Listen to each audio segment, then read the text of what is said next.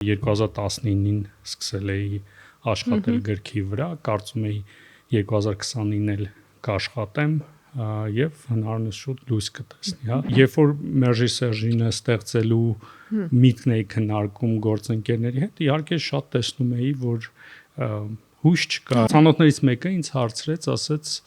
բայց որ այսպեսի նախաձեռնություն եք անում, հաջողություն լինելու է, ի՞նչ է լինելու։ Իմ կարճ պատասխանն էր, որ Սերժը գնալու է, վարչապետը առաջարկություն արել,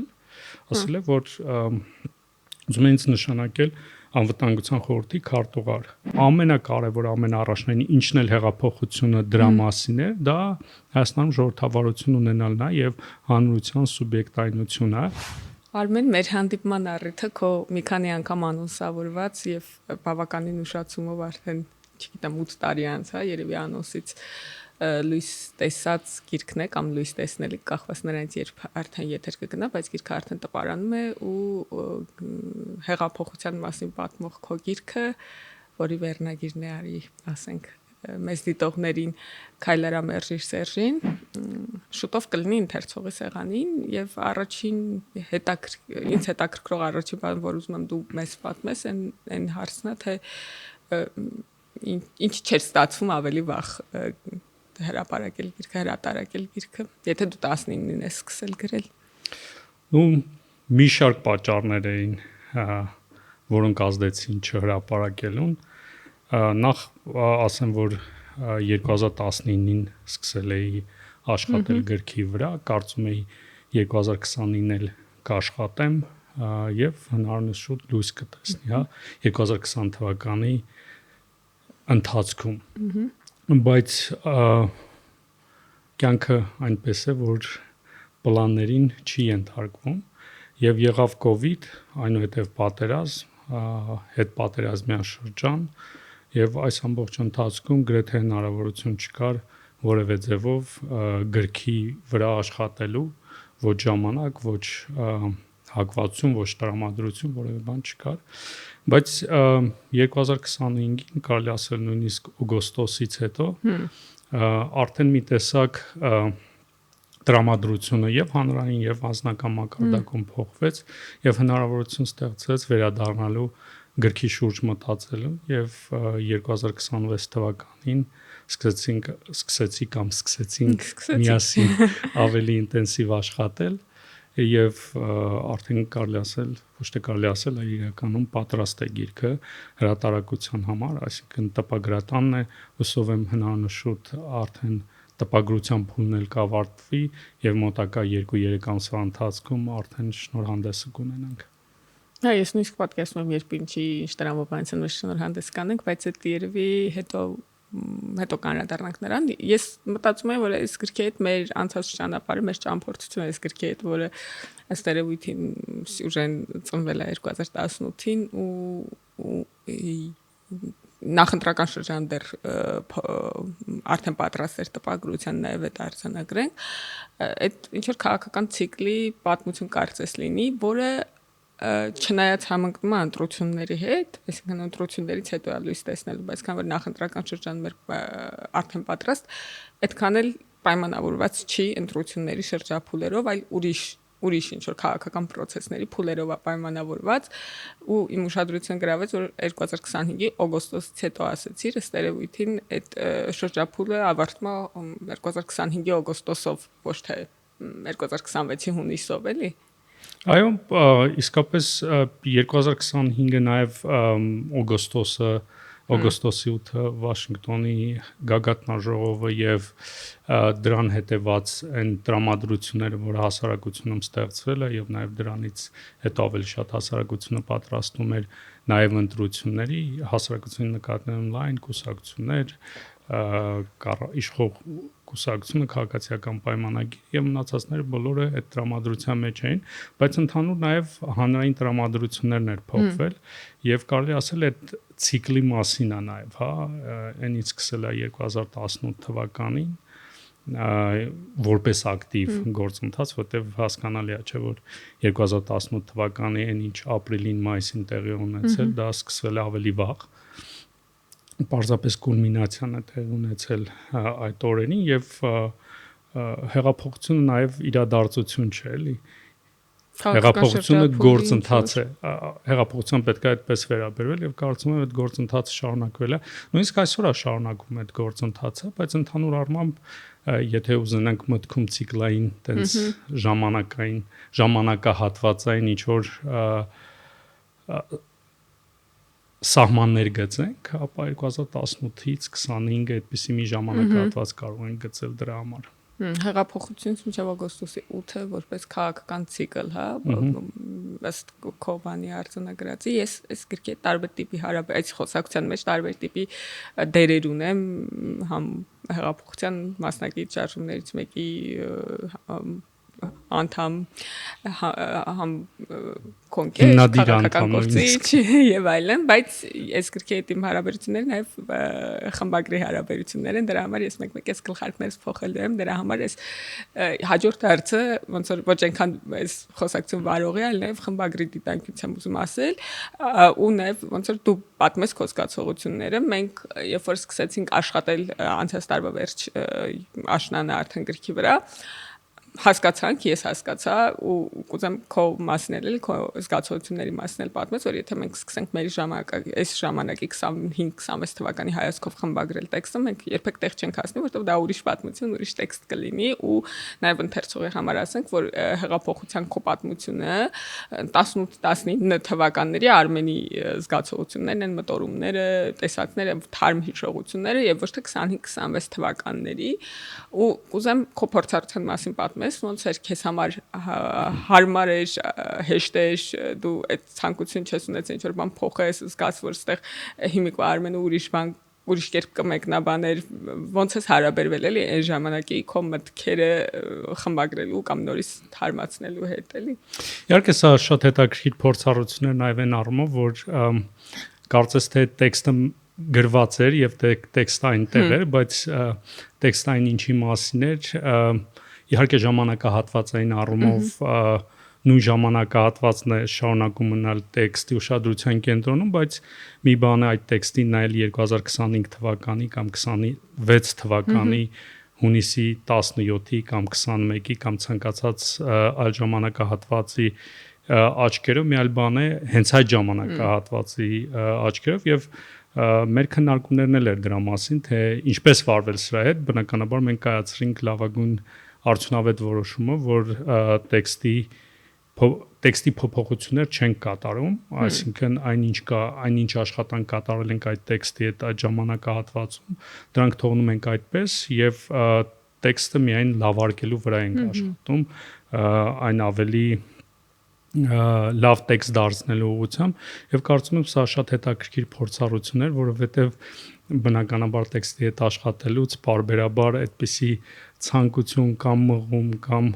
նույնիսկ գայթակղություն է լինում այն փոխելու, այն ավելի հարմարացնելու, ադապտացնելու հիմիկվա հայացքներին, բայց արդյունավետ տարբերակ այն էր, որ տեքստը թողնել նույնը, ավելի շատ աշխատել լավարկման վրա եւ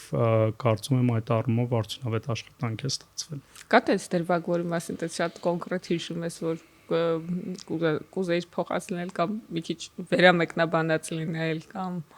չլիներ կամ ավելացնել միգուցե այդպես ինչ որ բան էմոցիական նայեք բազմաթիվ քաղաքական դերակատարներ են եղել եւ բազմաթիվ փոփոխություններ են եղել իհարկե այս տեքստը շատ անհատների մասին չէ, ընդհանուր հեղափոխության մասին է կամ քաղաքական միավորների մասին չէ, ընդհանուր հեղափոխական գործընթացների մասին է, բայց բազմաթիվ դերակատարներ իրենց դիրքորոշումներն են փոխել, իրենց մոտեցումներն են փոխել հեղափոխության։ Ու նենգաբար նրանց թողել ես 18-ից ուղղակի։ Իրանց այն ժամանակվա մտքերը, որ ֆիքսել ես, թողել ես այնտեղ, բայց իրանք հիմա դարձել են ընդդիմադիր, հա, այդ նկատում ես։ Ոչ միայն ընդդիմադիր, վերափոխվել են, այսինքն վերափոխման գործընթաց են անցել եւ բացական եւ դրական առումներով, բայց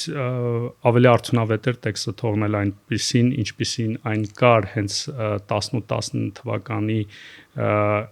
իմ աչքերով կամ իմ մտածածի շրջանակներում, քանց թե այն տարբերակով, որոնց նոր ձևով ես իրենց տեսել եմ նույն քաղաքական սուբյեկտներին եւ փորձեմ վերաշարադրել դրանք, կարծում եմ եւ արդար չէր լինի եւ անկեղծ չէր լինել եւ արդյունավետ չէր լինի։ Այո, ուրիշներից ենք բան ասում, բայց դու էլ ես չփոխվել։ Եվ ինձ թվում է ամենաֆունդամենտալ հարցերում ամենաէականն էս փոխվել էլի, ոնե այդ մասին մենք հիշում ենք մենք քո ստատուսները ոչ ֆիզիկական։ Միանշանակ եթե ես խոսում եմ, այնպես չի որ ես չեմ փոխվել կամ դու չես փոխվել, բոլորս էլ փոխվել ենք, մեծ վերափոխման process ենք անցել եւ այն մտքեր են, գաղափարներ են, մտածողության ձևը, որ ունեցել ենք, բնականաբար նույնը չի մնացել։ Մեծ հարց ոչ թե դու փոխվել ես թե չէ, այլ որ դու փոխվել ես, իսկ տեքստը մնացել է այն ժամանակվա քո մտքերի արտացոլանքը, դու որ կարդում ես զգում ես, որ ինչ որ բան ոնց որ այդ հիմիկվա Արմենը sense բան չէր ասի իր հետ ոնց առնչվեց բնականաբար այդպիսի զգացողություններ շատ են եղել եւ էմոցիոնալ առումով բազմաշերտ այդպիսի զգացողություններ են եղել երբ որ առնչում ես տեքստից եւ տեսնում ես երբեմն ասում ես բայց ոնց է եղել որ ահա այսպես է եղել բայց ոնց է եղել որ այսպես է մտածել կամ հետաքրքիր է նաեւ այն բաներ որոնք նույնն են մնացել մտածողության տեսանկյունից էլի այնպես չի որ իհարկե շատ բաներ փոխվել են, բայց շատ բաներ էլ նույնն են մնացել եւ դա էլ հետաքրքիր փորձառություն էր տեքստի հետ աշխատելու մասով։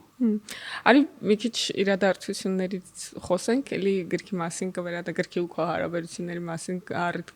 ընթացքում, եթե ոնց որ առիթ լինի, էլի կանդրադառնանք, կվերադառնանք։ Դե գիրքը պատմում է այն մասին, թե ոնց ստեղծվեց մեր Սերժին շարժումը ու ոնց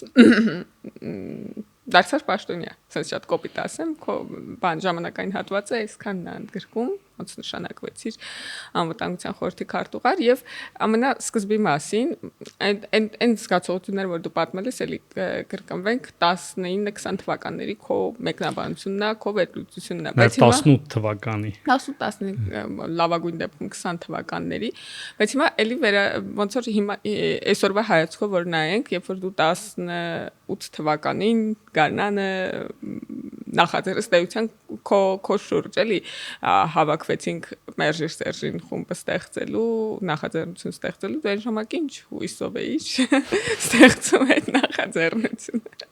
իսկ դու իսկապես քո ակնկալի կերներ որ բան հեղափոխություն է լինել թե որ ինչ որ օթաշարժվելու այս գոլորշիա բաց թողնվելու չգիտեմ կամ Սերժի տոնը փչացնելու ենք նայեք կարծում եմ շատ բազմաշերտ էմոցիաներ են եղել եւ ասել որ ես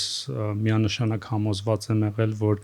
իրադարձությունները զարգանալու են այնպեսին ինչպեսին եղել են 2018 թվականին ճիշտ չի լինի բայց որոշակի չափով ներքին զգացողություն եւ համոզմունք եմ ունեցել որ հնարավոր է այդ ճանապարհով գնալու եւ տեսնում եի եթե ջանք գործադրելի նկատի ունեմ մեծ խմբով մարդկանց կողմից այդպեսի ջանք գործադրվի, ապա դա հնարավոր է։ Իհարկե ընթացքում նաև եղել է հիասթափության պահեր, նույն որտեղից է զգացողություն, որ հնարավոր է փոփոխություն անել փողոցով օրինակ, ոնց է էլի այդ էմոցիան ունեցել, որովհետև այդ շատ բան է էլի անհավանականի ժանրից հեշ թվում են ժամանակներ։ Երևի դրա վրա ազդել է այն գրքերը, որոնք ես կարդացել եմ, այսինքն ես նույն այդ շրջանում 16-17-18 թվականներին կարդում եմ նաև գիտական գրականություն այն մասին, թե ինչ խնդիրներ ունեն ավտորիտար ռեժիմները եւ իմ կարդացած Լատինական Ամերիկայում, աշխարհի տարբեր մասերում եւ ինձ մոտ տպավորություն կար եւ համոզմունք կար այդ գրականությունից, որ նմանատիպ երևույթներ նաև Հայաստանում կան եւ քանի որ ես նաև վերլուծական հոդվածներ էի գրում այդ ժամանակահատվածում, շփվում էի բացի ընկերներից քաղաքացիների հետ, քաղաքական դաշտի ակտորների հետ, իրենց հետ էի կիսում, խոսում էի, տեսնում էի, որ այդպիսի հնարավորություն կա եւ այդ հնարավորությունը եթե օգտագործվի այն տարբերակով, որով տեղի ունեցել, ապա կա դա ու երբ որ Մերժի Սերժինը ստեղծելու միտքն էի քննարկում գործընկերների հետ, իհարկե շատ տեսնում էի, որ հույս չկա, հուսկան ժամանակվա ապաթիան մեծ ապաթիա կա, այդպիսի բազմաթիվ քննարկումներ ա եղել, որոնք ավարտվել են միայն ապաթիայով, միայն այդ համոզմունքը, որ որևէ բան փոխելու հնարավորություն չկա, այդ համոզմունքը ավելի կարծրացնելու միտումով։ Այս հարցի բանը ներքո ուզում եմ ավելի շատ հասկանամ դու այնց մեծ փոփոխության նախաձեռնություններ ստեղծում թե գոնե ինչ որ բան անելու նախաձեռնություն։ Երկուսը միասին, ես մի հետաքրքիր բան հիշեցի, կասկադի մի կաֆեում նստած էինք եւ Ես որ ասում են կասկադից եկաք ինչ։ Եվ մի հետաքրքիր դեպք ա եղել, ծանոթներից մեկը ինձ հարցրեց, ասեց, բայց որ այսպեսի նախաձեռնություն եք անում հաջողություն լինելու է, ինչ ա լինելու։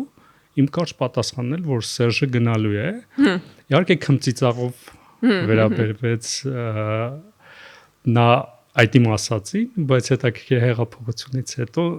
ինձ գրեց, ասեց որտեղից էր քեզ այդ համոզմունքը այդ պահին, բայց կրկին ես չեմ ուզում այսօրվա տեսանկյունից ասեմ, որ ես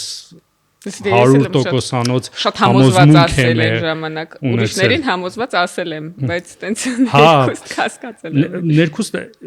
եթե ներքուստ կասկածը չներ, կարող եմ մենք այն բոլոր գործողությունները, որ արել ենք, չանեինք։ Պետք է համոզմունք ունենալ, բայց նաև փորձել գործել եւ շատ գործերում այդպես է, եթե ինքնավստահություն ունես, դա մեծ չափով գործի նույնիսկ կարելի ասել 80%-ի հաջողելու հնարավորություն է ստեղծում։ Իհարկե այնպես չի, որ ինքնավստահությունն է բոլոր հարցերը լուծում, բայց դա կարևոր գործոն է եւ կարծում եմ, որ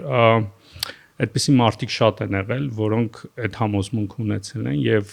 դա վարակիչ է դարձել ինչ որ մի պահի։ Իհարկե կասկածներ ունենալով մարդիկ ներքին զգացում են ունեցել, որ այս գործընթացը հնարավորություն ունի։ Բան շատ մարդու համոզել ես եւ վերջում ստացվել է, էլի ինչքան շատ մարդու համոզես, այնքան հավանականությունը մեծավոր կստացվի։ Ես այն ժամանակ, որ դե ոնց որ փնտրում էի ինչ անեմ, ես անկեղծ կասեմ էլի, որ ես ներքուստ այդ բան ունեի, մերժումը տեղի ունեցողի, բայց չգիտեի ում հետ ինչով ոնց օգնեմ, ինչով օգնեմ, որտեղ ես միշտ բան եմ եղել, էլի միայնակ եմ եղել, իմ բոլոր քաղաքացիական նախաձեռնություններին միանալը միշտ տենց է եղել, ես ուղղակի ոտ-ոտ առաջացել եմ, տեսնեմ ինչ կա, որ ես միանամ բոլոր իմ կյանքի էլի այդ 150-ի, Էլեկտրիկ Երևանի եւ այլնի, ու հիմա այս որ ասում էի, հիշեցի, որ այնօր մի հատ վիդեո եմ տեսել հիմիկվա ընդդիմադիր ակտիվիստներից մեկը ընդդիմությանը ասում է մարդկանց հանեք փողոց, ու ես էս մտածեցի, ասում եմ, բայց ինձ երբեք ոչ մեկ չի փոխանցել փողոց, ես ոտ-ոտ առաջացել եմ, տեսնեմ ով կա, չկա իմ նման, հավաքենք իրար գլխի մի բան անենք, ու մոտավորապես տենց գտա մերժիր Սերժինը, որտեղ այդ ժամանակ տենց ինչ-որ բաներ, իվենտներ բաներ կային, որոնք հավաքվում քննարկում էին այդ իրավիճակը, ու ես եկա հանդիպեցի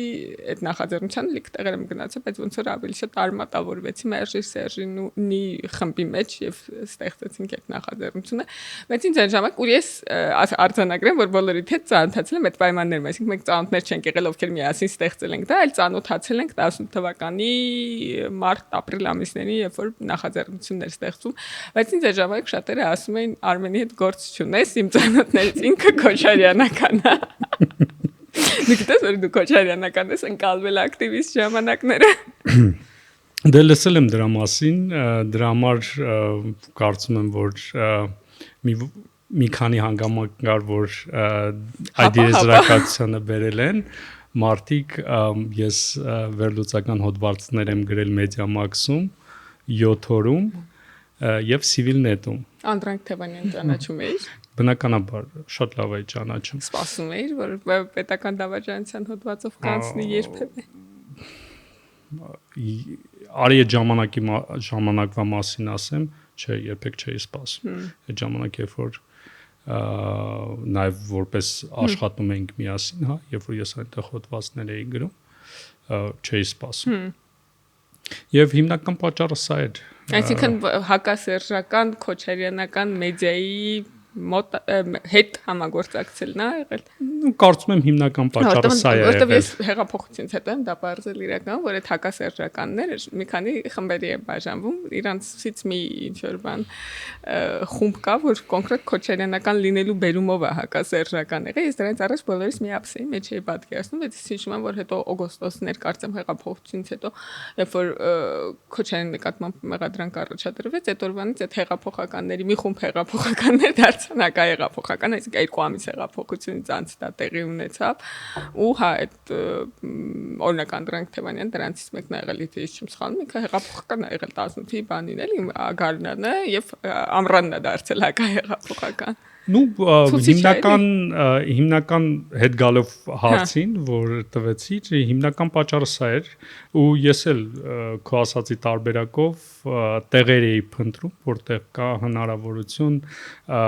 ներկայացնելու մտքեր, հա, պլատֆորմաներ, որտեղ հնարավոր է ներկայացնել մտքեր եւ փորձել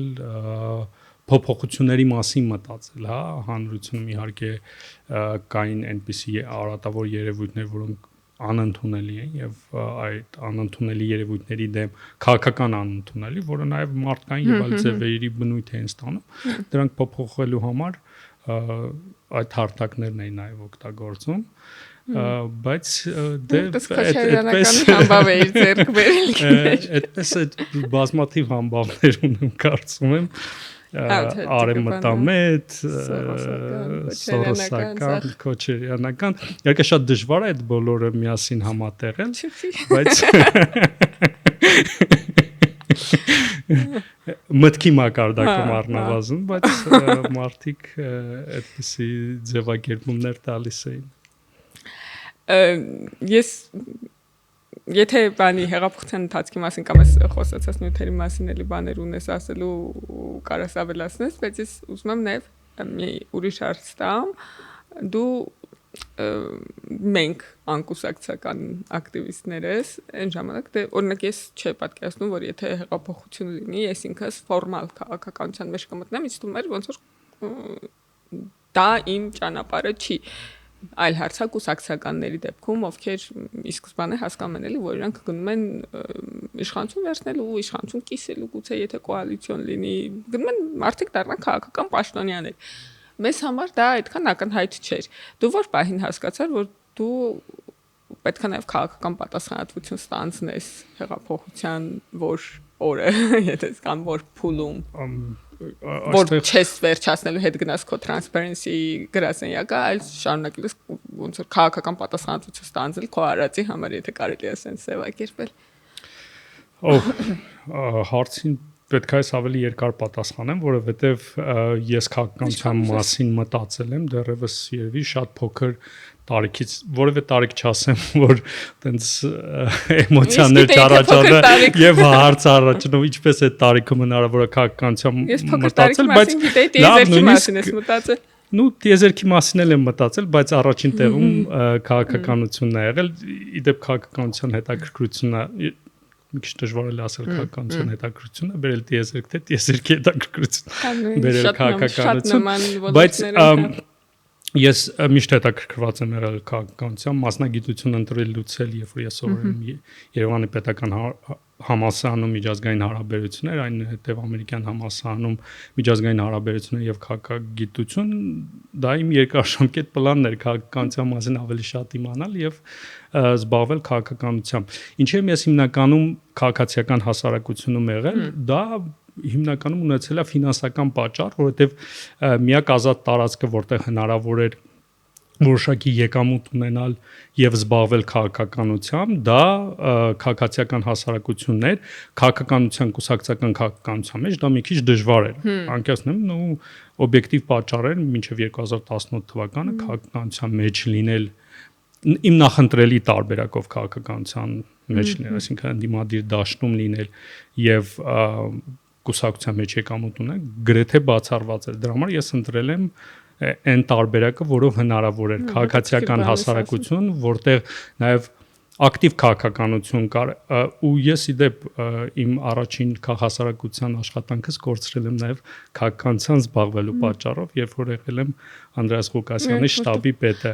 Դրա պատճառով նաև քաղաքական չեզոքություն են ակնկալում։ Որոշակի չեզոքություն են, բայց Transparency-ում, քանի որ Transparency-ն նաև զբաղվում էր դիտորդական առաքելությամբ, ավելի լայն դաշտ կար եւ քաղաքականությամբ զբաղվելու եւ քաղաքասարակությունում գտնվելու համար, հա։ Սա է եղել հիմնական պատճառը ու ես երբ որ հեղափոխությունը տեղի էր ունենում, ես այդպիսի միտք չեմ ունեցել, որ հեղափոխությունը եթե տեղի ունենա, ես վերադառնալու եմ քաղաքասարակություն, չնայած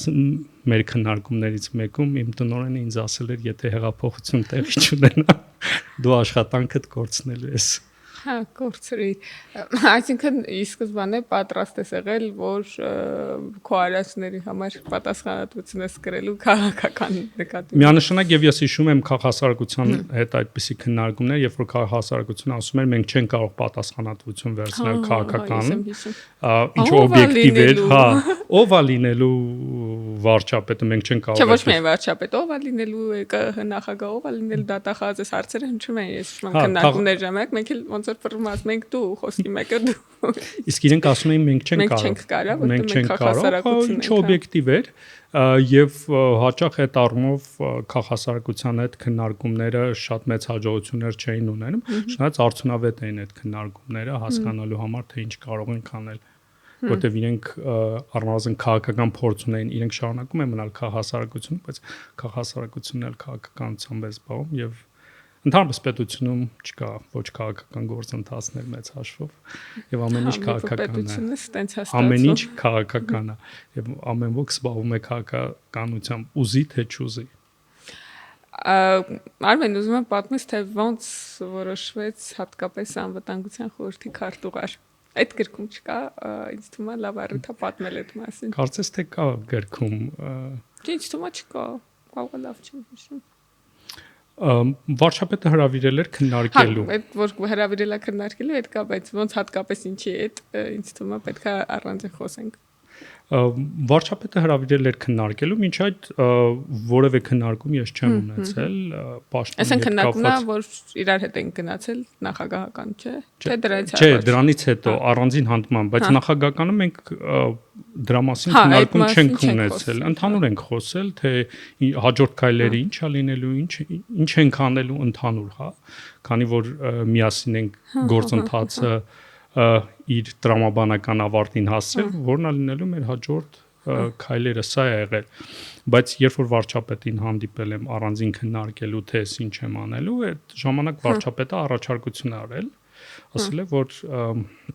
ուզում են ինձ նշանակել անվտանգության խորհրդի քարտուղար։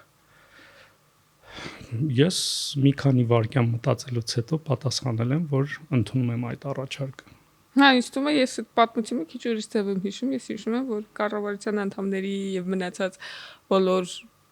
բարձրաստիճան պաշտոնների համար ցենց կար։ Չէ, քննարկումն եմ, ես քննարկման մասին եմ ասում, բայց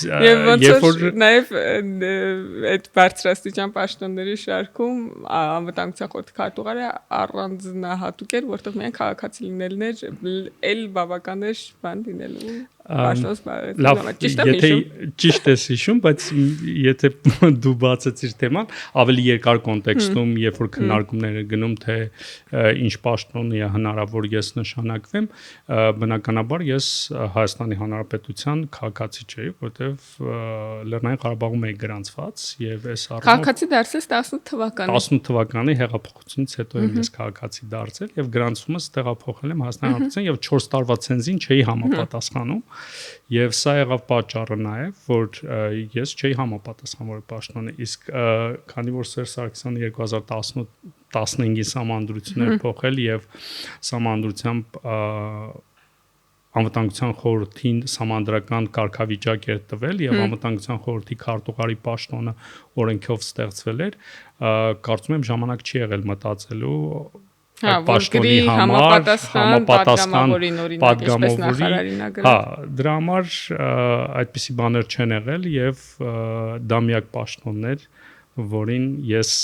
իմ քաղաքացիությամբ համապատասխանում էի։ Հիմա ոնց որ փոխվել է ցենզուր, բայց 2022-ից այլևս համապատասխանում եմ։ Համ Այլ պաշտոնների։ Բայց 21-ին դեռ չէր համապատասխանում, եւ ցուցակում չկար, ինձ թվում է այն ժամանակ էլի մամուլը շատ էր գրում, ինչի Արմենը չկա ցուցակում էլի, բայց ցենզը չէր համապատասխանում ընդհանրապես նաեւ կարելի է այդ մասին։ Առիթից օգտվենք գաղտնիքները բացահայտենք այդ մասին։ Ու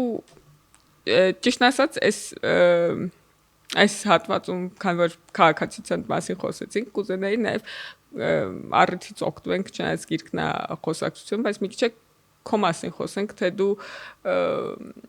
դե պատերազմի ժամանակ եւ պատերազմից հետո եւ մինչեւ օգոստոսի 8-ից ամբողջ ընթացքում եղել ես բարձրաստիճան պայտական պաշտոնյա, ով նաեւ որոշակիորեն անվտանգության համապատասխանատու,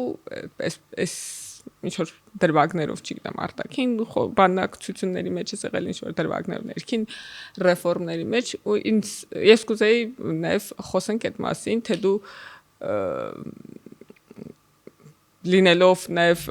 ծնված լինելով նաև Ղարաբաղում ինչ զգացողություններ ես ունեցել, որտեղ դրանց մի մասին ես ինքս ծանոթ եմ, բայց շատ կուզենայի այդ բանի անհատական պատասխանատվության մակարդակում այդ մասին առիթից օգտվել եւ խոսել, որովհետեւ իմ կարծիքով դե պատերազմը միևնույնն է լինելու էր ինչ որ պահի, օրինակ քեզ համար ավելի հարմար կլիներ լինել այդ ժամանակ ընդդիմադիր ակտիվիստ, թե դու ոնց որ մտածում ես որ լավ է որ գոնե պատասխանատվություն ես ունեցել եւ կարեցել ես մի բան անել միգուցե ավելի հեշտ կլինի մարդկայնորեն եթե հեղափոխություն եղած լիներ դու դեռ լինեիր Սերժին մերժող դե բնականաբար ավելի հեշտ մտածելու ձևը այն է որ պատասխանատվություն չունենաս լինես ընդդիմադիր եւ հիմնականում քննադատության դիրքերից հանդես գաս բայց նաեւ դե մարդու առանձնահատկություն նաև այնա, որ կարողանա ադապտացի եւ ադապտացվելու յուրահատկություն նաև այնա, որ հասկանաս թե ինչա հնարավոր այդ ընթացքում անելու, հա, ինչպես ասում են քաղաքականությունը հնարավորությունների արվեստ է, հա։ Եվ այս առումով բնականաբար այդ պատասխանատվության շրջանում է, այսինքն մեր մեր պատասխանատվության շրջանում է եղել եւ իհարկե շատ բարդ է այն էմոցիաները, որ տարբեր տեսակի ես ունեցել եմ դժվար ձևով ադապտացնել այն իրականությանը, որը կա եւ այդ իրականություն նաեւ հասկանալու թե ինչ կարող ես անելու, որտեվ անկեղծ կլինեմ ես նույնիսկ երբ որ ասում եմ փոքր ժամանակվանից մտածել եմ քաղաքականության մասին, ես միշտ այդ քաղաքականության մասին մտածել եմ Երևանից, այսինքն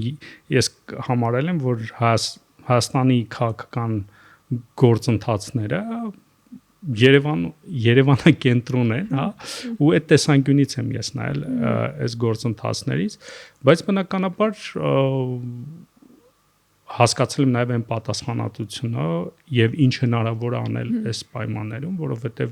դա ոչ միայն Հայաստանի հետ է եղել կապված, դա աշխարհակաղակական իրավիճակ է եղել եւ այդ աշխարհակաղակական իրավիճակում պետք է հասկանալ թե մենք ոնց ենք կարողանում այս աշխարհակաղակական իրավիճակում Հայաստանի Հանրապետության շահը մաքսիմալ ձևով պաշտպանենք եւ ես կարծում եմ որ մեզ հաջողվել է դա անել։ Հայ ուրիշների փոփոխության մասին պատմությունից որ խոսում ենք ու ես նաև ակնարկեցի որ դու ես շատ փոխվել ինձ թվում է բոլորը գիտեն թե ինչ հայտնի ոչ մի թիզական ես եղել դու ու այդ փոփոխությունը քո կարծիքով քո պատասխանատվությունն է քեզ բերել որ դու դիտանկյունդ խնդիրների վերաբերյալ լուծումների վերաբերյալ փոխել ես Կարծում եմ ամենակարևոր գործոններից մեկը դա է եղել, որովհետև երբ որ պատասխանատվություն ես ունենում, քո մի բանա լինես պաշտոն չունեցող եւ մտածես եւ դա ավելի մեծ դաշտ է տալիս ազատություն է տալիս մի բանա լինել պաշտոնյա եւ պատասխանատվություն ունենալ եւ այդ պատասխանատվությունն է որ հիմնական ուժը, որը հիմնական պատճառը, որը փոփոխություն է ենթարկել, դա հիմնականում պաշտոնից եկող պատասխանատվությունն է, որտեղ դու հասկանում ես, որ Հայաստանի Հանրապետության քաղաքացիների նկատմամբ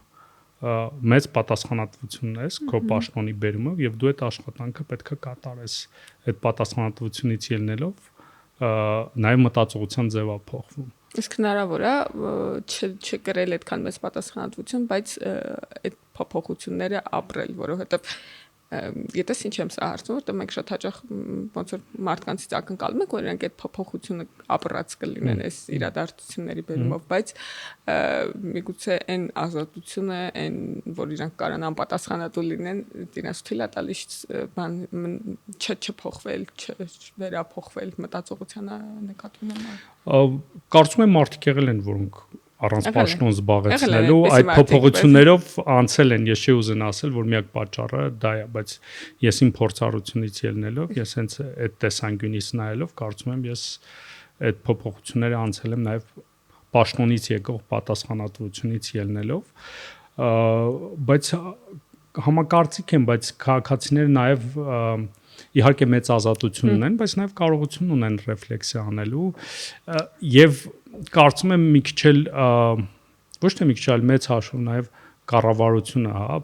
այդ պատասխանատվությունը զգալով գնաց այդ փոփոխությունները եւ հանրությունն էլ ռեֆլեքսիա արեց այդ փոփոխությունների նկատմամբ անհատական մակարդակով մարդիկ կարող է շատ ավելի շուտ են դրան անցել ասենք կարող է 91 92 93 թվականին բայց ընդհանուր հանրային այն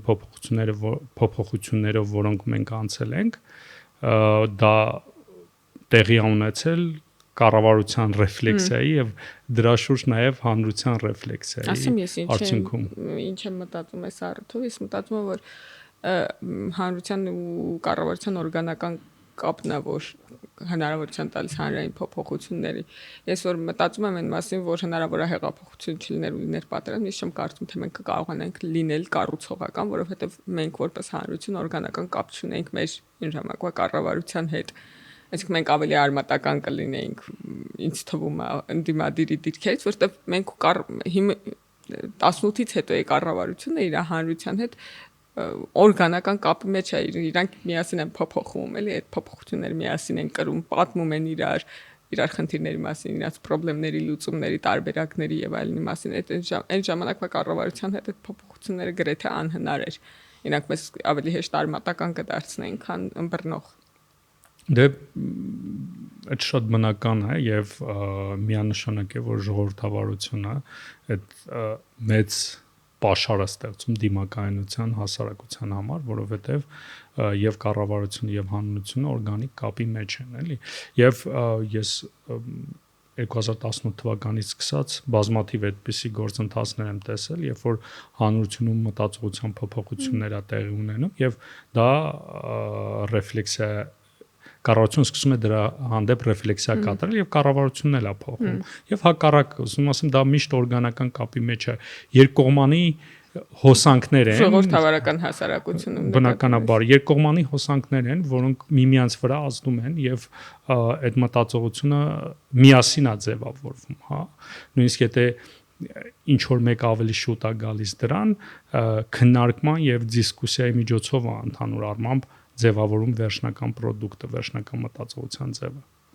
Վերադառնալով հեղափոխությանը, Արմեն, այս տարիների ընթացքում 8 տարիների ընթացքում ինչքան շատ ժամանակ անցել չէ, բազմաթիվ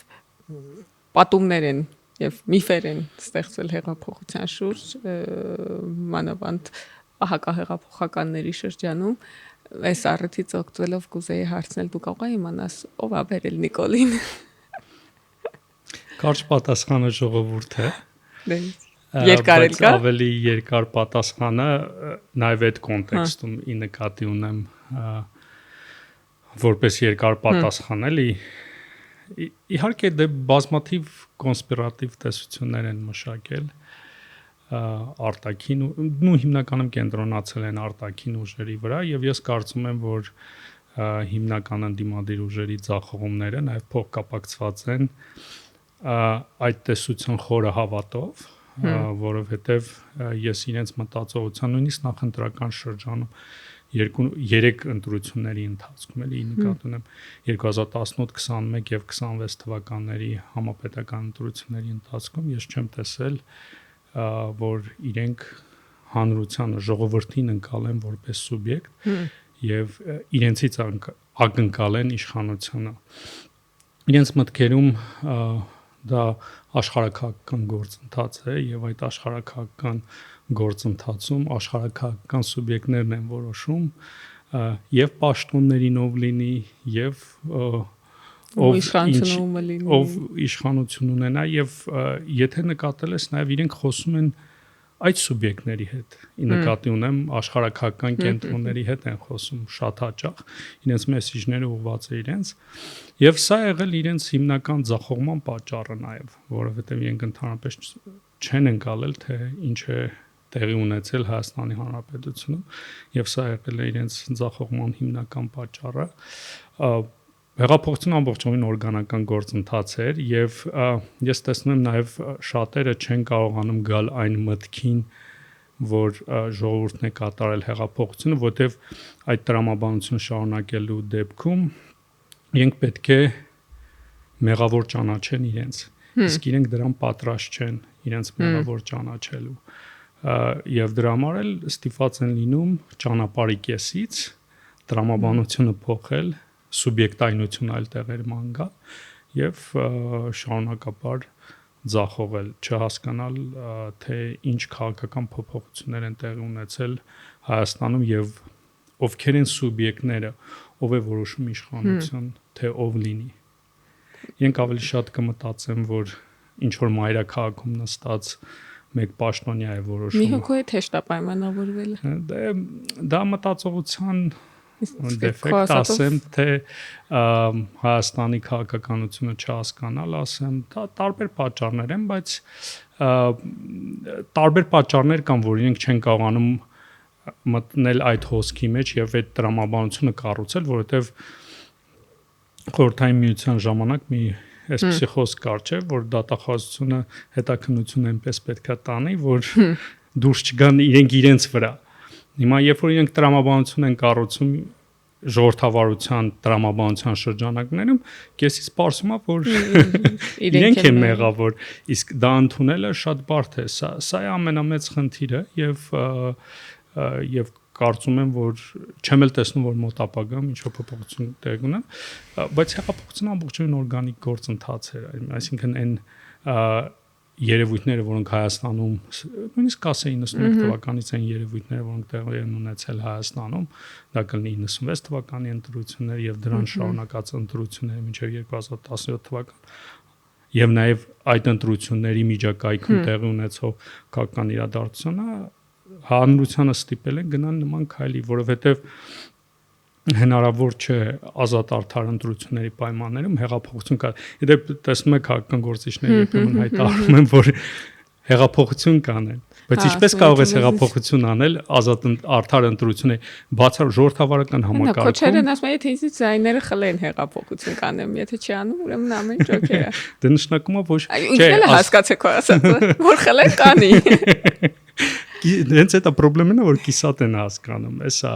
ամենամեծ խնդիրը էլի։ Դե չէ, բայց իրականությունն է ստիպել որպեսզի նման բան նման մտածողություն չշարունակվի, որովհետև իրականությունն այնպեսին է որ Հայաստանում տեղի ունեցել ազատ արդար ընտրություններ։ Քո ասածից ստացվում է որ ասում ես իրենք իրենց հետքի վրա դուրս կգան, որ ոնց որ նախկինները չեն կարող ընդունել հեղափոխության օրգանիկ լինելու փաստը, բայց ապագայի քաղաքական ուժերը կարող են ընդունել նրանք, ովքեր նախկիններ չեն, այսինքն ովքեր չեն կորցրել իշխանությունը շատ կոպիտ որ ասեմ, այս դեպքում ուրեմն գոնե մասամբ Սամվել Կարապետյանը պետքա որ տենց չմտածեր որ դրսից պետքա իշխանություն ստանա, բայց ինքը ամենավառ կերպերն է, ինքը սիմվոլիզացնում է այդ որ ինչ որ մեկը պետք ինչ որ մեկ ուզը պետքա իր մասին իր համար բարեխոսի, իրան իշխանություն տա կամ տենց մի բան, այսինքն այդ մտածողության ձևը պարտադիր չի որ Սերժ կամ Քոչարյան լինես, որ այդ մտածողության ձևը Համաձայն եմ, այնպես չի որ ես ի նկատի ունեմ միայն Հատկապես իրանք իրենց հետքի վրա դուրս կգան, բայց կան մարդիկ, ովքեր իրենց հետքի վրա դուրս կգան։ Ես մի մասը ի նկատի ունեմ, բայց կան քաղաքական ուժեր, որոնք 91-ից 98-ն են եղել իշխանությունում, եւ իրենք եւս չեն կարողացել հասկանալ այն ինչ տեղի ունեցել Հայաստանում, ես ի նկատի, բայց կան նաեւ նոր քաղաքական ուժեր, որոնց մեջ եւս չեմ տեսնում։ Շարունակում են չհասկանալ ինչ է տեսնել հանրության սուբյեկտայնությունը, այսինքն Իրանց զրուցակիցում արդիկ չեն, իրանց զրուցակիցը քաղաքացիները չեն, իրենց մարդիկ են, բայց ուրիշ տեղ են մարդիկ կամ մարդա, բայց իրենց որպես սուբյեկտ հանրությանը չեն տեսնում։ Սա շատ բարդ գործընթաց է, որով պետք է կարողանան անցնել, եւ ապագայում ես կարծում եմ, որ դե հեղափոխությունն էլ ինչպես հայտնի փաստ է, հեղափոխություն ժողովրդավարական համակարգում տեղի չի ունենում, միայն ընտրություններով նոր իշխանություն է ընտրվում։ Այսինքն ինչ հեղափոխության մասին է, եթե մարդիկ գիտեն, որ իրենց ձայնը արդարորեն հաշվել են եւ դրա արդյունքում ձևավորվել է ինչ որ ազգային ժողովի կոմպոզիցիա, դրանից դրա էլ մարդիկ իրենց վերաբերմունք են ցուցաբերում եւ այստեղ միակ տարբերակն է նա, որ մեկ այլ ուժ ավելի շատ ձայն ստանա։ Սա է տարբերակը։ Պայմանավորվի քաղաքական օրակարգի շուրջ, ոչ թե մի մարդ, այլ շատ մարդ կամ մի 3 մարդ, շատ մարդ կա։ Փոփոխություններ է պետք։ Այսինքն ժողովրդավարությունում փոփոխություններ են, ոչ թե հեղափոխություն։ Հետաքրքիր է այդ փոփոխություն բառը ոնց որ վերցրած էր որպես բան, կարգախոս եւ ոչ թե բան, քո կարծիքով հեղափոխության հակառակն է, հա։ Ասում եմ փոփոխությունա լինել կամ փոփոխությունը գալիս է որպես կարգախոսա վերցել չէ մեր երկրորդ քաղաքական ուժի հիմիկվան դիմադիր այդ քո կարծիքով այդ բանը քաղաքական զգացողությունն են ունենում որ հա ժողովրդավարական հասարակությունում ենք աշխատում ուրեմն փոփոխությունա լինելու ուրիշ բան չի կարելի է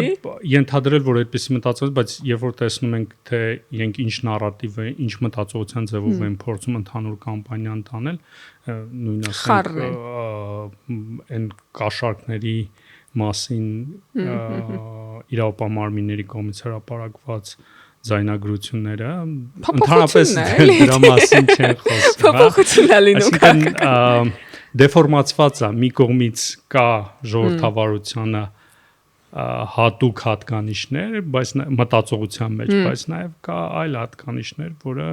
ընդհանրապես ժողովրդավարական չեն։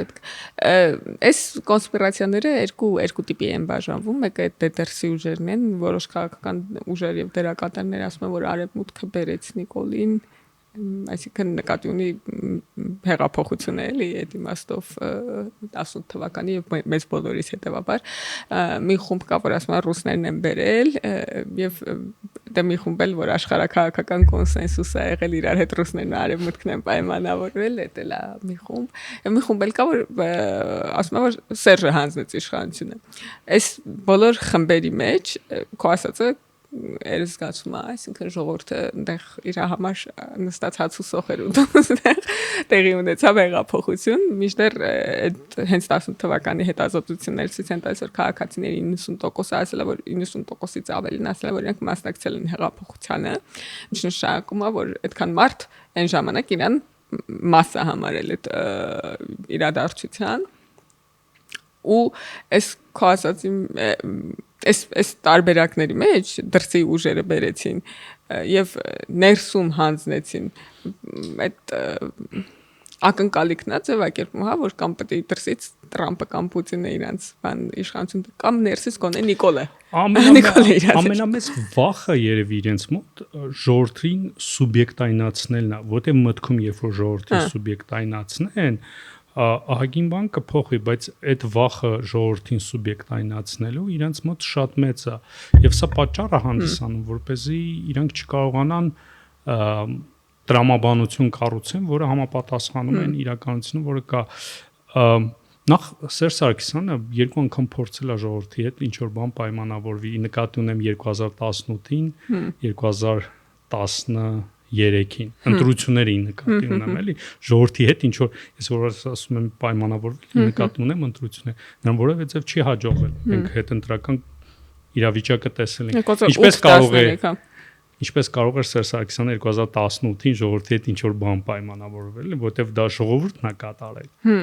իհարկե հա նկատի ունես այն մյուս կոնսպիրացիան որ իբր Սերժն է իշխանություն տվել այդ նշանակում է որ այդքան ժողովրդի Սերժն է կառավարել որ իրանք դուրս գան փողոց փակեն եւ այլն հա երբեք Սերժ Սարգսյանը չի կարողացել ժողովրդի հետ այդ մակարդակի որևէ կոմունիկացիա ունենալ բայց սրանք անհիմն կոնսպիրացիաներ են որոնց քննարկումը կարծես թե տենց որևէ տրամաբանություն չունի էլի բայց երբ որ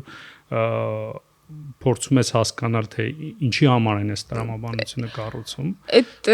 խորքային պատճառը իրանց հասկանալի է, որտեղ դժվար է 1 միլիոն մարդու հետ պայմանավորվել, հեշտ է, ասենք, գալ իշխանություն ունեցող հետ պայմանավորվել, ասել տուր ինձ իշխանություն, եթե կստացվի, չէ,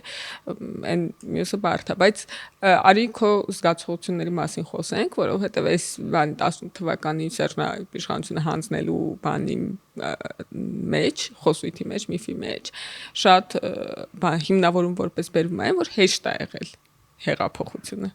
Այդքան հեշտ ոչ միտեղ չի լինում։ Քո մոտ զգացողությունները այն ժամանակ որ հեշտ է լինում հեղափոխությունը։ Չէ, ընդհանրապես հեղափոխությունը հեշտ չի լինում եւ հեղափոխությունը նաեւ բարդ գործընթաց է եւ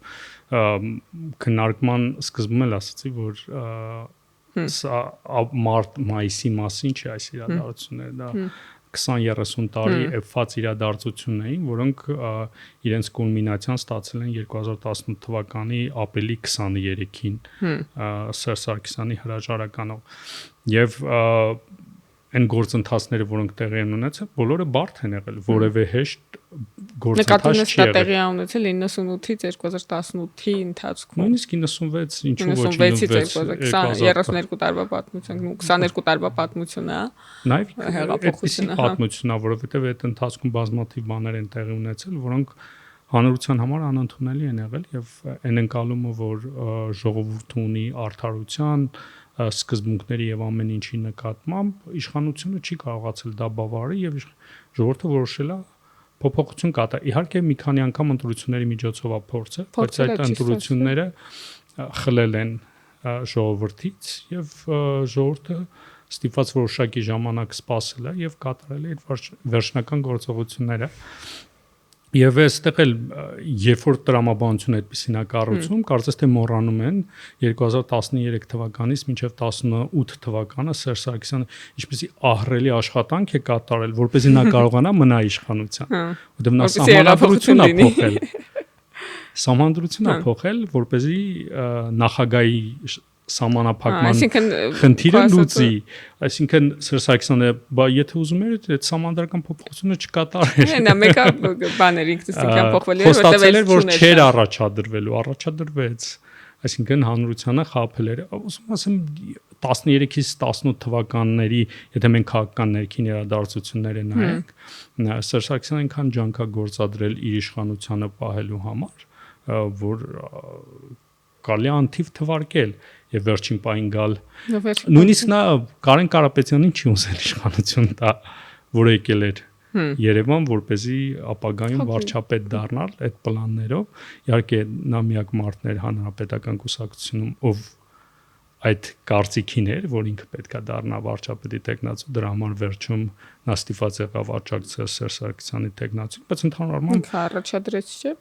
Եվ հա ինքն էլ առաջադրեց, բայց ինքը բարձրաձայնում էր, որ ուզում է դառնալ վարչապետ։ Այդ բանավեճի մեջ ասում է ես իշխանությունը հանձնել եմ Կարեն Կարապետյանին, Կարեն Կարապետյանն է հանձնել Նիկոլին, հետևաբար ես չեմ։ Այդ բանավեճը կա հարցնել։ Այդ ժամանակ իշխանություն չի ունեցել, որ հանձնի, որ ունենար չունեցել։ Եթե ունենար ինքը իրեն կպայր, չի ունեցել, ուզելա տա ուրիշին, ուրիշն էլ կարող ասել, բայց ուր է, չի կարողացել ցույց տա։ Չեղած բանը տվել է։ Որովհետև իշխանությունը այդ ժամանակ մենք գիտենք որտեղ էր գտնում է հանրապետության հրապարակում։ Ոնց կարող էր Սերժ Սարգսյանը հանրապետության հրապարակից ինչ որ բան տար, ինչ որ մեկին։ Նույնիսկ այնտեղից նստարան չէր կարող ինչ որ մեկին նվիրել։ Քո կարծիքով ամենաշատը այդ վերջին բանը էլի կաթիլ մարդկանց, որ ամենաշատն կամ վերջին չէ, ընթացիկ գուցե, որ ամենաշատն մարդկանց տրամադրել դուրս գալ փողոց եւ մերժել Սերժին։ Քո կարծիքով ո՞րն է եղել այդ գործոնը։ Ես կարծում եմ բազմաթիվ գործոններ են եղել, բազմաթիվ գործոններ են եղել, կարծում եմ մարդկանց համար տարբեր գործոններ են եղել, տեսել են իրենց ընկերը, իրենց ծանոթը, անումա դա իրենք են արել, այսինքն այդպիսի գործոններ են եղել, 2008-ը համոզված եմ Սերժ Սարգսյանին չեն ներել։ Այդ որ հիշեցրեց։ Եվ նաև նա հիշեցրեց դրա մասին, եւ նաև խոստումը որ չի առաջադրվել, որովհետեւ մարդիկ նաև հույս են ունեցել, որ նա առնվազն կգնա, եթե Խոստումը դրժելը ոչ թե երրորդ ժամկետ գնալը։ Այո, խոստումը դրժելը, որ չի առաջադրվելու վարչապետի տեխնացու նա խոսք էր տվել եւ այդ խոստումը։ Եթե իսկ քո կարծիքով եթե ասած լիներ ես վարչապետը առաջադրվելու դրա համար ես կարծում եմ սահմանադրությունով ու էլի կեղծեր դե կեղծած քվեարկություն եղել ու էլի կեղծեր անցկացներ առաջադրվել այդքան չէին լարվի մարդիկ որ ասած մարդը ասել է անում է կլարվեին, բայց ամեն մի բան սենց ավելացրելա, որը այդ հենքը չի կարողացել պահի։ Օրինակ այդ ինտիմադիր խոսույթի մեջ նաև այդ բանը կա, բա Սերժին երրորդ ժամկետի համար մերժեցին, իսկ Նիկոլը գնում է երրորդ ժամկետ, այդ ոնց հա որ իրան կարելի է, Սերժին չէր կարելի։ Դրանք որտեվ տարբեր նախագահական համակարգում Սերժ Սարգսյան նախագահ է եղել, հատուկ այդ նպատակով իր համար սահմանադրություն է փոխել, նախ ընտրությունները կեղծված են եղել եւ այսպիսի բազմաթիվ գործոններ, այսինքն դա ընդհանրապես համեմատելի չի 2018 թվականից 26 թվականը քաղաքական իրավիճակին Հայաստանի ներքաղաքական իրավիճակին 18-26-ը ընդհանրապես համեմատելի չի 2008-18 թվականների հետ։ Իմ կարծիքով նախև առաջ համեմատելի չի, որտեղ ընտրություն եղավ, այսինքն տենց որոշեց հիմնական քաղաքական սուբյեկտը Հայաստանի ժողովուրդը ու 17-ի ընտրությունները, եթե հիշում ես, Սերժը չկար որպես տեխնացու։ Այսինքն նույնիսկ գոնե 17-ին առաջին համարը ինքը լիներ այդ ակնկալիքը, ասենք դու բան արել չէ, ժողովրդին տվել է այդ ակնկալիքը, որ ինքը կարող է լինի վարչապետ, հիմա բա ինչից եք նեղանում, բայց 26-ին ընտրություն ա եղել ու ինձ համար այդ խոսակցությունները ես չեմ հասկանում ում ա ուղված, որտեղ հետից միջխմբային խոսակցություն, փոքր խմբերի միջև տեղի ունեցող խոսակցություն, այլ ես չեմ կարծում, թե դա ժողովրդին ա ուղված։ Դե ընդհանրապես ժողովրդին ուղված շատ քիչ խոսույթ ունեն իրենք, ես զարմանում եմ, որ նույնիսկ 8 տարվա ընթացքում նրանք հնարավորինս քիչ են խոսում հանրության հետ, էլի իրենց երկխոսելու սուբյեկտները ընդհանրապես շատ տարբեր են։ Դու ասում ես, որ հեղափոխությունը օրգանիկ գործընթաց է, բայց շատերը պնդում են, որ հեղափոխությունը տեխնոլոգիաներ են ու փորձում են նմանակել։ Այսինքն ինչ են արել, վիդեոներով մենք ինչ ենք արել, հետևից անում են ու հեղափոխություն չի ստացվում։ Դե այդ մյուս ամենախորքային խնդիրն է, որովհետև նկատել ես, որ 2018-ից սկսած ինչ մենք արել ենք մարտից մինչև մայիս ընկած կամ ապրիլ ժամանակահատվածը, նրանք մտածել են, որ էլի ժողովրդի սուբյեկտայնությունը մի կողմ են դրել, մի քանի կոնսպիրատիվ գրքեր են կարդացել, մտածել են, որ սխալ գրքեր են կարդացել, դու ճիշտ ես կարծում։ Հեղափոխությունը դա տեխնիկա է, տեխնոլոգիա է, դու այդ տեխնոլոգիաների կիրառում ես եւ ապրանքներ կա, չէ, օրինակ IKEA-ից ապրանք կա, դու առնում ես, մեջ ինստրուկցիա կա, այդ ինստրուկցիաներին հետևելով գործողություններ ես անում եւ վերջնական ինչ որ մի ապրանք ես սեղան կամ ցականցած այլ բան։ Իրենք հեղափոխություն ընկալել են հենց այդպես, ընկալել են, որ ապրանքի ինստրուկցիային հետևես վերջնական ապրանքը ստանալու ես, բայց իրականության մեջ հեղափոխությունը լրիվ այլ գործընթաց է։ Իհարկե հեղափոխության մեջ կան տեխնոլոգիաներ, այնպես չի որ օթից տեղի ունեն, բայց այդ առումով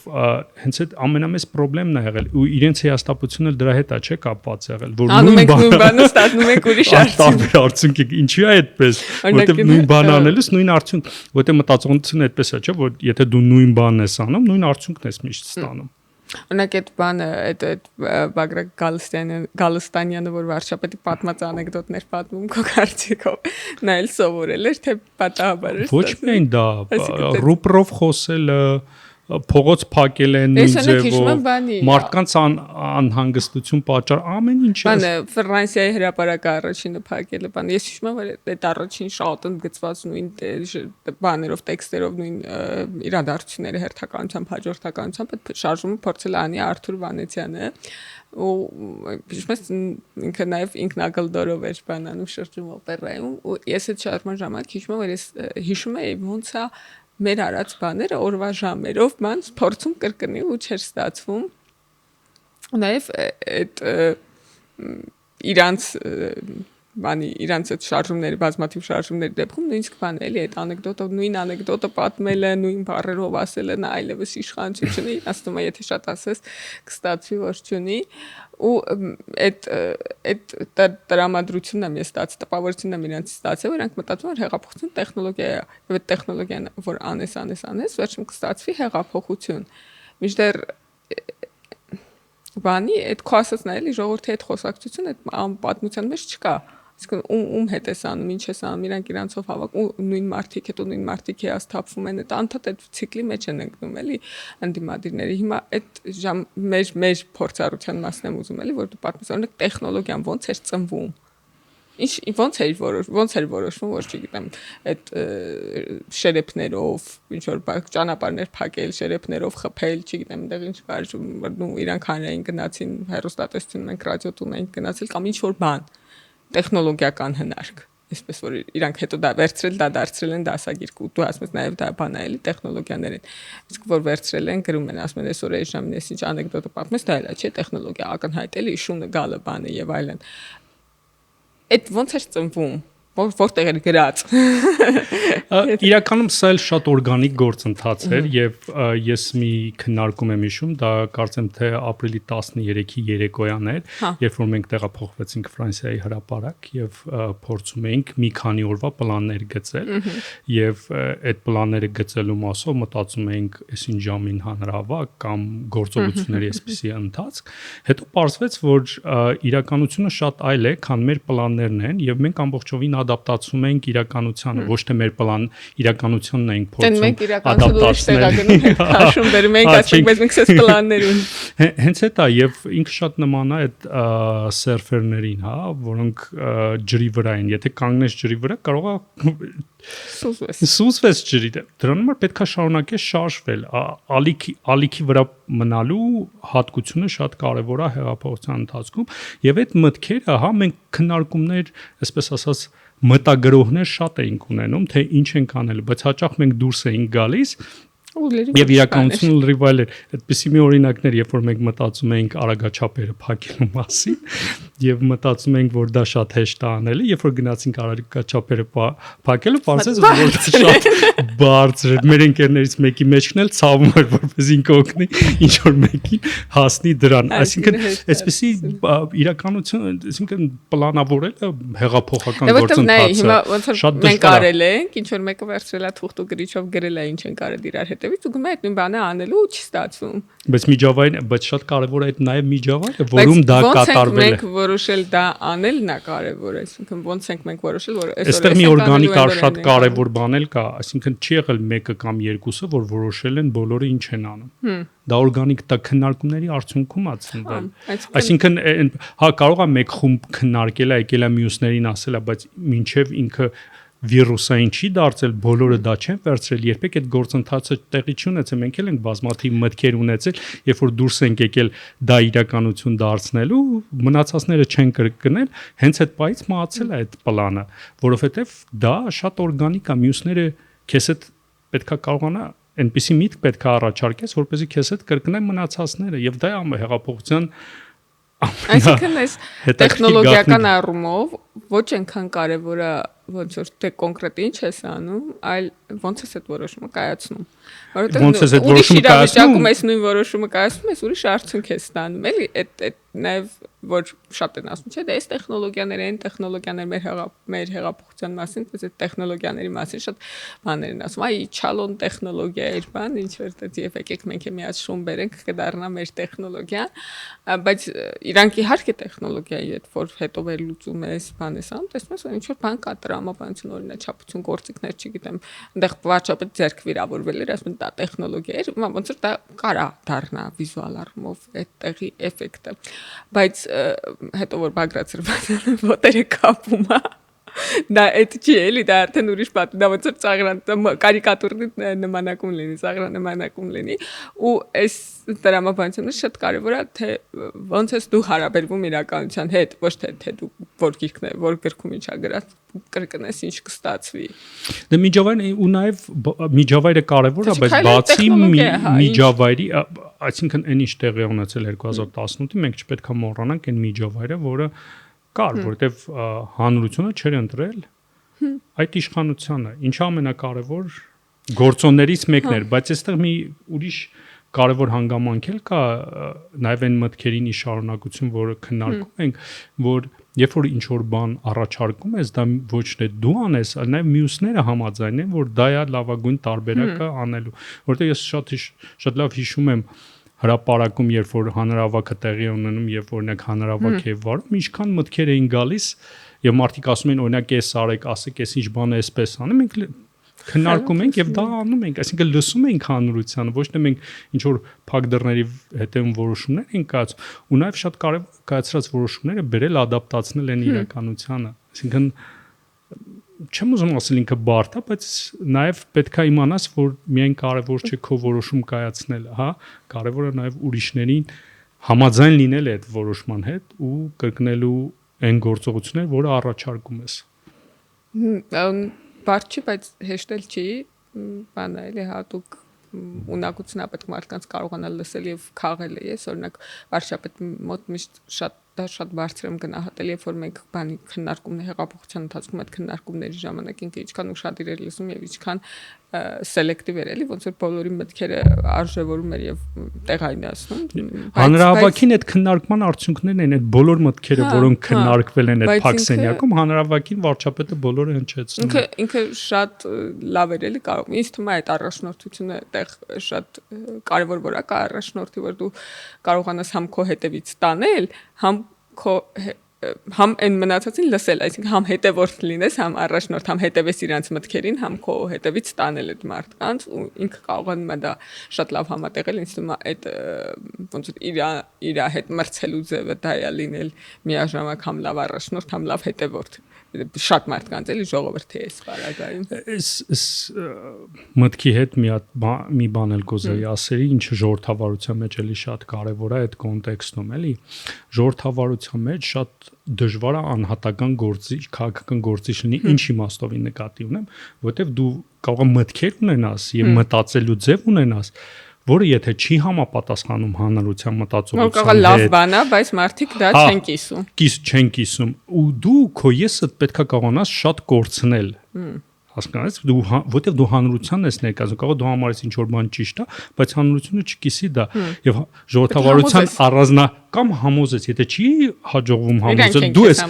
դու ես փոխում, ուզում ասեմ ժողովրդավարության առանձնահատուկ մի այդպիսի բան կա, որ քաղաքական գործիչը ինքը ոչ միայն ինքն է, այսպես ասած, այլ նաեւ ինքը ներկայացնում է ժողովրդին։ Էս է յուրահատկությունը եւ դու պետք է հասկանաս, որ դու միայն քո մտածածը չի, քո երազածը չի, քո մտածողության ձևերը չի, դա ընդհանրացված պետք է լինի, հա, եթե ինքը իզոլացված լինի, չաշխատող տարբերակ է։ Ես նաև ընտրությունների հետ կապված քո ասացի մասն էի մտածում, ես համոզված եմ Հայաստանի բոլոր մարդիկ այս պահին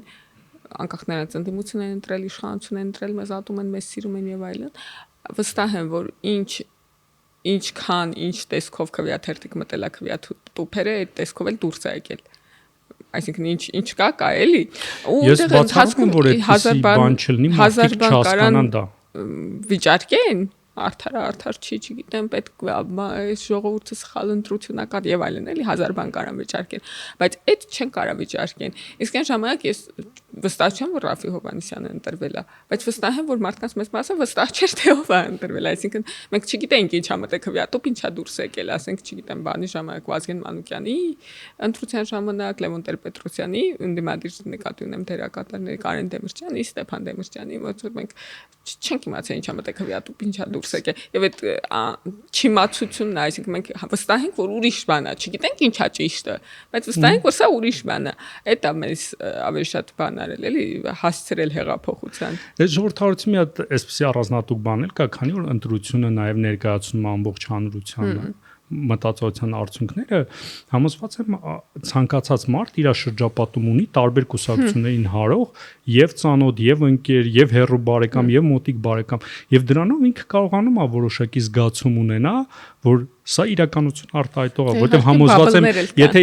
կարող է բաբլներ լինի, ես չեմ բացառում դա, բայց ընդհանուր առմամբ հանրություն օբյեկտիվորեն մարդիկ շփում, եթե մարդը 10 հոգուց ավել մարդու հետ է շփվում, միանշանակ է, որ իրանցից ամենայն հավանականությամբ 5-ը ընտրում են քաղաքացիական պայման եւ այդպես շարունակ։ Ես համոզված եմ, որ այդպեսին է։ Օրինակ ին բաբլի մեջ, գիտես ոնց այրեք բան էին նայում, այդ հակակոռուպցիոն ձայնագրությունների լսում, ասում են ինքը Ղարաբաղցիան մեկ անդիմությանն է ընտրել, իմ ճանաչած բոլոր ղարաբաղցիները իշխանությանն են ընտրել։ Ես չգիտեմ այդ ոնց է լինում, էլի։ Դե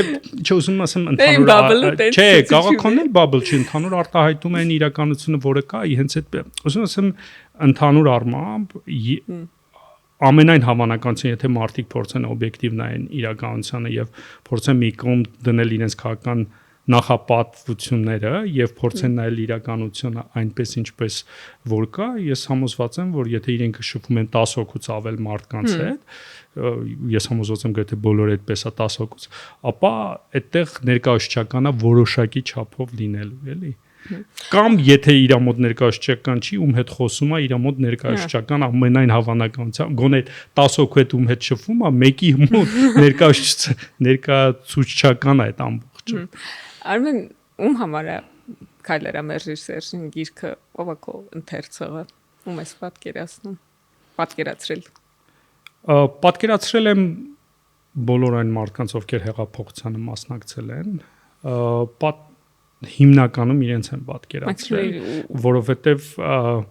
նաև իսկ չմասնակցողների հենց գասն դա նաև պատկերացում բազմաթիվ մարդիկ կան, որոնք հետաքրքրություն են եւ տեսնում եմ նաև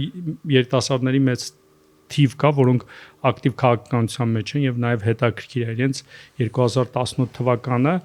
եւ կարծում եմ իհարկե շատ ու նույնիսկ մասնակիցների համար դրվագային բազմաթիվ բաներ կան, բայց ամբողջական մեկտեղ հավաքված այդ ես նախ ասեմ, որ ես ամբողջությամբ հեղափոխությունը չեմ նկարագրել, ես նկարագրել եմ այն ինչ տեսնում, բայց գրքի մեջ հնարավորինս շատ իրադարձություններ եմ նկարագրել եւ այս առումով մի հետաքրքիր բան ասեմ, ես օրինակ այն բոլոր զենքերը, որ մենք ձեռք ենք բերել, այս ընթացքում տեսել եմ, բայց այնպիսի էմոցիայի մոտ չի ստեղծել, ինչ այս տարվա մայիսի 28-ի զորահանդեսը, որովհետև տենց հատվածական տեսնելը մի բան է, ամբողջը միասին տեսնելը այլ զգացողություն է, եւ գիրքը նաև այդ նպատակն էլ ուներ, որ հատվածական այդ էմոցիաները փորձել մեկտեղ համատեղել եւ ամբողջական էմոցիան զգալ այդպիսով ու ես տեսած լինելով տենց հատվածական այդ ամբողջը տեսնելով դեռիվ ուրիշ էմոցիա ապրեցի, որովհետև հատվածականը մի էմոցիա է, ամբողջական միասին տեսնելը մեկ այլ մարդու պատմություն է։ Մի մարդու ես կարծում եմ, որ գիրքը բոլոր նրանց մասին է, ովքեր անցել են այդ ճանապարհով։ Տեսախցիկը այսպես ասած քո այդ ճամփորդում է գնում այն տեղերը, որտեղ դու ես եղել եւ բացա թողնում բնականաբար բոլոր այն տեղերը, որտեղ ուրիշ մարդիկ են եղել։ Բայց կարծում եմ էմոցիաների մի մեծ մասը նույնական են եղել, որովհետև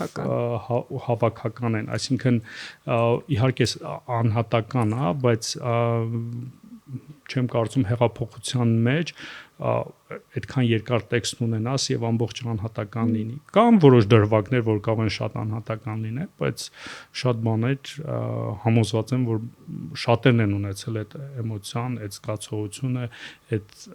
փուլերով անցնելը, որովհետեւ հեղափոխությունը դա հավաքական գործընթաց է, ոչ թե հանրային իրադարձություն է, հետեւաբար հանրության շատ անդամներ են ներգրավված, բայց ես կարծում եմ շատ հետաքրքիր կլինի նաև այն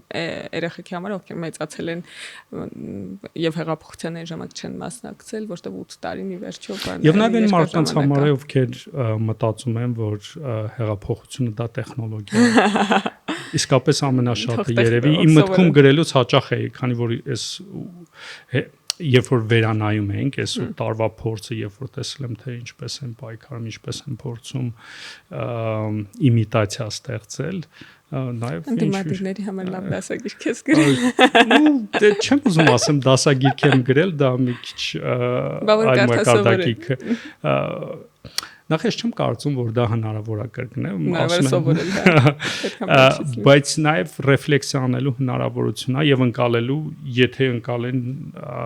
Հայաստանի ժողովրդավարությունը եւ խաղի կանոն որպես ժողովրդավարություն ընդունեն, ես դրանից միայն ուրախ կլինեմ, որովհետեւ եթե բոլոր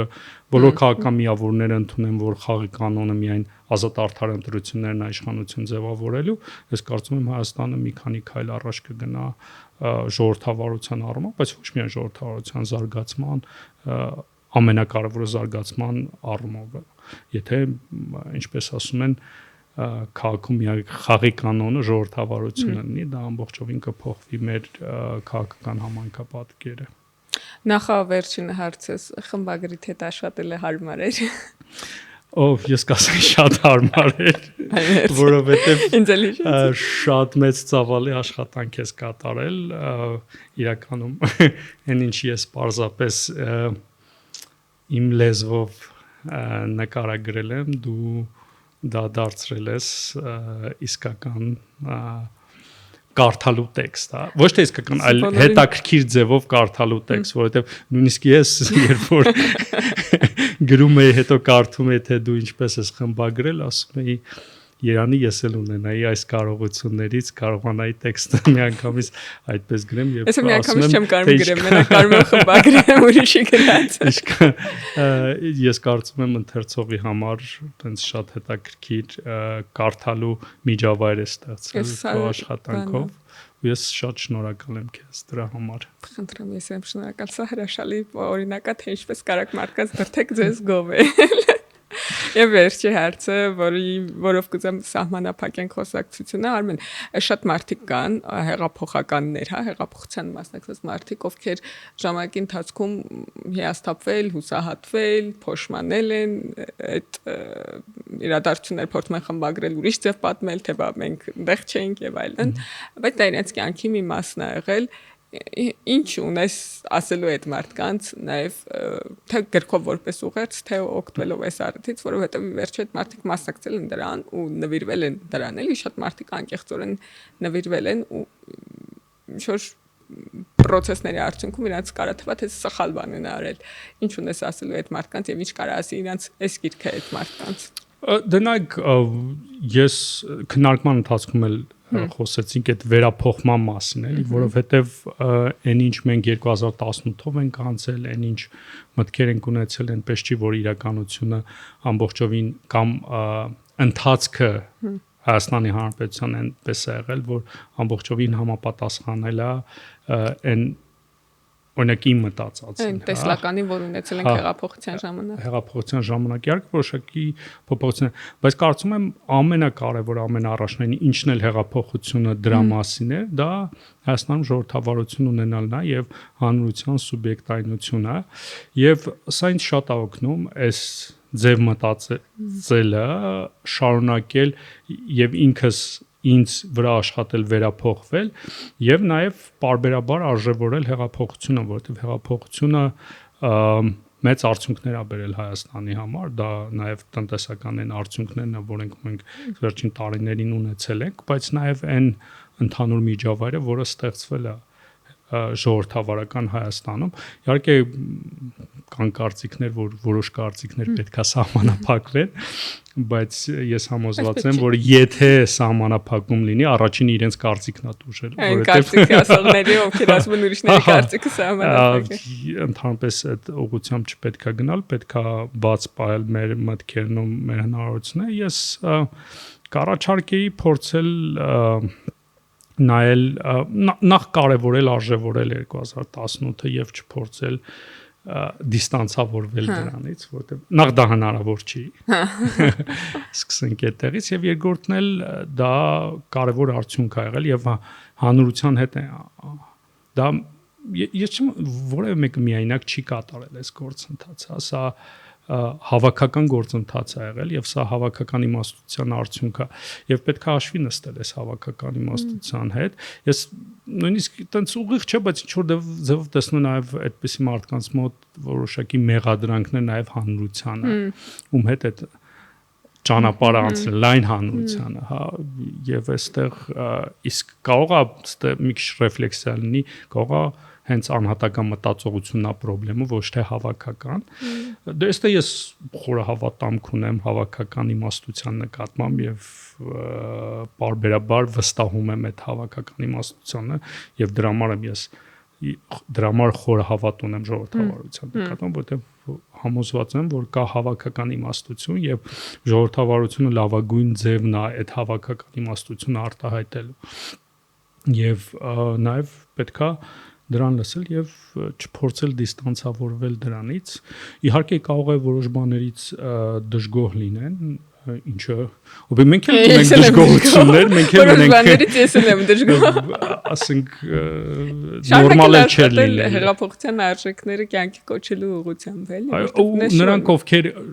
հեղափոխությունը կրկին դիտում են իրադարձություն եւ դա էլ է խնդրեմ։ Այնա վարչապետն էլ է դժգոհ շատ բաներից։ Հա, հեղափոխությունը գործընթաց եւ եթե գործընթաց պրիզմայով ես նայում երևույթին, որ խնդիրների մի մասը լուծել են, իդեպ այդ լուծելուց հետո նոր փաթեթ խնդիրներ են հայտնվել, բայց այնպես չի որ բոլոր խնդիրներն են լուծել, կան խնդիրներ, որոնք չեն լուծել, այդ խնդիրներն էլ պետք է լուծել։ Այսինքն ավելի շատ կենտրոնանալ խնդիրներ լուծելու վրա, հա։ Քան թե բողոքելու, որ չեն լուծվում դրանք։ Դե այդ էլ մոտեցում է, բայց կարծում եմ արդյունավետ տարբերակը փոփոխություններին հենց նաև անմիջական մասնակցել էլի, դա ավելի լավ տարբերակ է։ Շնորհակալություն Արմեն, կհանդիպենք շնորհանդեսին։ Ես եմ շնորհակալ, հուսով եմ հնարավորինս շուտ կկարողանանք կազմակերպել շնորհանդեսը եւ այնտեղ նաեւ շարունակել այս քննարկումը։ Ես հուսով եմ նաեւ իհարկե իմ գրած տեքստը, որը դու խմբագրել ես եւ հանրությանն ենք ներկայացում, դրա շուրջ նաեւ քննարկումներ էլ կլինի, որտեղ տեքստը դրանով է կարևոր միայն էլի, այսինքն եթե տեքստ գրում ես, դրա շուրջ քննարկում չկա,